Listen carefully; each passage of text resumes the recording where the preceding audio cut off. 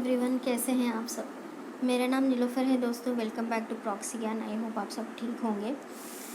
आज मैं एक नया करंट अफेयर का टॉपिक लेकर आई हूँ। आज का लेक्चर स्टार्ट करने से पहले एक छोटी सी इन्फॉर्मेशन आप सबके लिए। हमारे चैनल प्रॉक्सी ज्ञान ने एक इनिशिएटिव स्टार्ट किया है। जो भी आपके एग्ज़ाम रिलेटेड क्वारीज हो या फिर कन्फ्यूजन हो, वो आप हमारे 1-on-1 काउंसलिंग के द्वारा दूर कर सकते हैं। बहुत ही रीज़नेबल प्राइस पे काउंसलिंग सेशन होगा, तो इस सेशन को ज़रूर बुक कीजिएगा। और हमारी वेबसाइट proxygan.com को और जानकारी जानने के लिए विज़िट कर सकते हैं आप। और हमारे चैनल प्रॉक्सी ज्ञान को लाइक कीजिए, शेयर कीजिए, सब्सक्राइब कीजिए और कमेंट करके बताइएगा कि आपको हमारे लेक्चर्स कैसे लग रहे हैं। तो चलिए आज का लेक्चर हम लोग स्टार्ट करते हैं। तो आज का लेक्चर जो है, इंडिया का रैंक जो है क्लाइमेट टेक्नोलॉजी इन्वेस्टमेंट में, वो टॉप 10 में आ चुका है। तो उसके बारे में हम डिटेल से पढ़ेंगे कि फर्स्ट कौन है, लास्ट कौन है, क्योंकि रैंकिंग भी जो है बहुत इंपॉर्टेंट होती है एग्ज़ाम पॉइंट ऑफ व्यू से। तो चलिए लेक्चर आज का स्टार्ट करते हैं।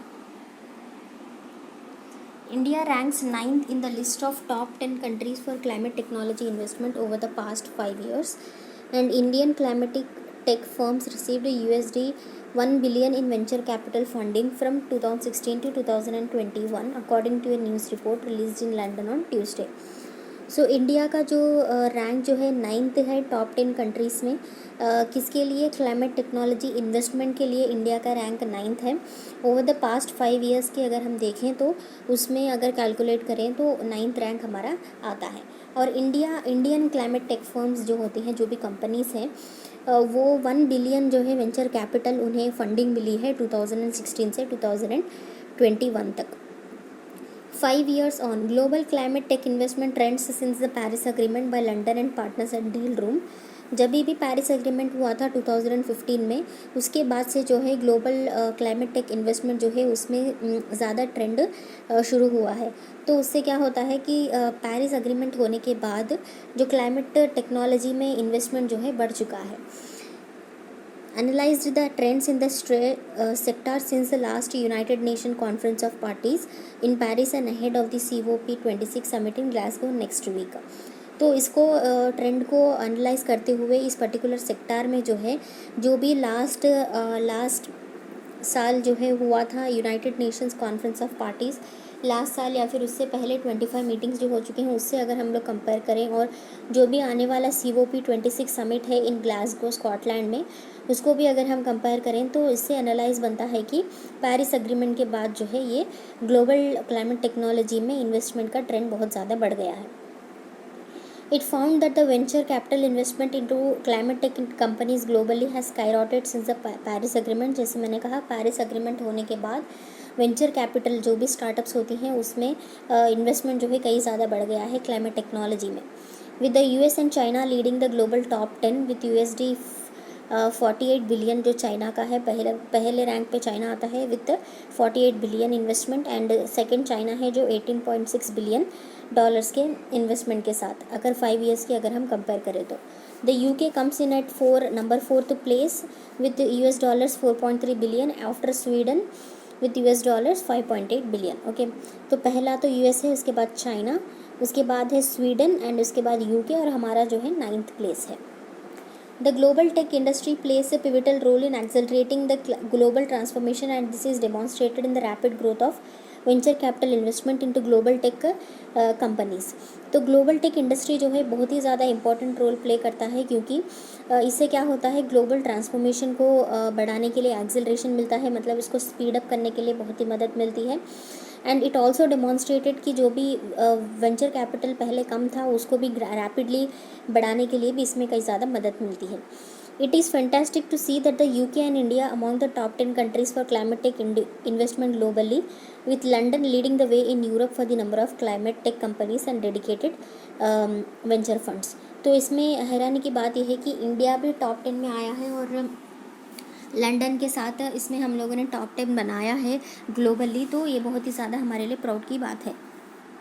Overall global climate tech venture capital investments soared from 6.6 billion to $32.3 billion in 2021, an increase in funding by almost 5 times। तो फंडिंग जो है 2016 से 2021 तक कंपेयर करें तो $6.6 बिलियन से लेकर $32.3 बिलियन ऑलमोस्ट 5 टाइम्स जो है इंक्रीज़ हुआ है वेंचर कैपिटल इन्वेस्टमेंट में।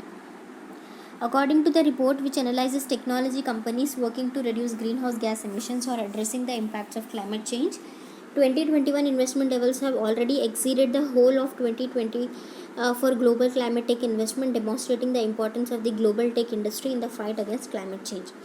अगर हम एनालाइज करें किसी भी टेक्नोलॉजिकल कंपनी को जो ग्रीन हाउस गैस एमिशन को कम करने में लगी हुई है या फिर उसके इम्पैक्ट्स को एड्रेस करने में, उसको स्टेबलाइज करने में लगी हुई है, तो हम देखें जो भी 2021 का इन्वेस्टमेंट जो है ऑलरेडी बढ़ चुका है व्हेन कंपेयर टू 2020, तो बहुत ही अच्छी बात है क्योंकि इससे ग्लोबल टेक इंडस्ट्री का इम्पोर्टेंस पता चलता है क्लाइमेट चेंज को फाइट करने के लिए. Europe is found to be the fastest growing region globally for climate tech, with European venture capital investment into climate tech firms 7 times higher this year than in 2016. जैसे पिछले हमने देखा 5 times बढ़ा था, अब यूरोप जो है बहुत ही ज़्यादा फास्टेस्ट ग्रोइंग रीजन है. अगर हम क्लाइमेट टेक कंपनीज़ की अगर वेंचर कैपिटल इन्वेस्टमेंट में अगर यूरोप को देखें तो 2016 से लेकर 2021 तक 7 टाइम्स जो है इनका कैपिटल जो है बढ़ा हुआ है. In Europe, London is described as one of the world's most advanced ecosystems for climate tech, with its startups raising $3.3 billion since 2016, accounting for 16% of Europe's total. So Europe में अगर हम सिर्फ लंदन की बात करें तो लंदन में ही सिर्फ 16% का जो भी यूरोप का कंट्रीब्यूशन है वो सिर्फ और लंदन का है. London is also home to 416 climate tech companies, the biggest cluster in Europe. तो अकेले लंदन में ही 416 क्लाइमेट टेक कंपनीज़ हैं जो कि बिगेस्ट क्लस्टर है यूरोप का. Growth in climate tech is being driven by significant investment into transportation and energy solutions. तो अगर हमारे क्लाइमेट टेक में अगर ग्रोथ चाहिए तो उसमें ज़्यादा इंपॉर्टेंस जो है ट्रांसपोर्टेशन में अगर इन्वेस्टमेंट हम करते हैं और एनर्जी सॉल्यूशंस में इन्वेस्टमेंट करते हैं तो उसी से क्लाइमेट टेक में भी सिग्निफिकेंट इम्प्रूव होगा. Accounting for a combined total of 78% of global climate tech investment in 2021. तो सिर्फ ग्लोबल क्लाइमेट टेक में सिर्फ अगर हम ट्रांसपोर्टेशन एंड एनर्जी सॉल्यूशंस की बात करें तो सिर्फ टोटल में 78% जो है वो उन दोनों का ही योगदान है. A similar trend is reflected in London, with 60% of venture capital investment into climate tech going into energy companies with enterprise, while enterprise software, circular economy and food startups are also attracting an increasing share of investment.